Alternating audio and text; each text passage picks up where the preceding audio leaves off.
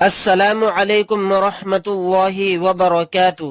تجوید کی کلاس میں آج آپ کو سکھانے کے لیے جا رہا ہوں نورانی قاعدے کے اندر تختی نمبر 9 اظہار کے بیان میں تنوین و نون ساکن کا قاعدہ نمبر 1۔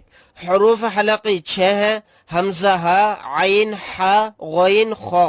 تنوین یا نون ساکن کے بعد حروف حلقی آوے تو نون کو ظاہر کر کے بلا غنہ کے جلد پڑھیں گے، اس کو اظہار کہتے ہیں۔ اس سے پچھلی ویڈیو کے اندر میں نے آپ کو سکھایا تھا تنوین کے بعد اظہار حلقی آوے تو۔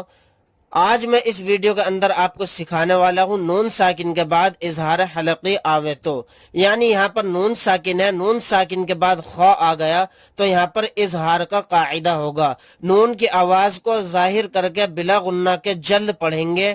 لمن خشیہ، لمن خشیہ، اس طرح سے۔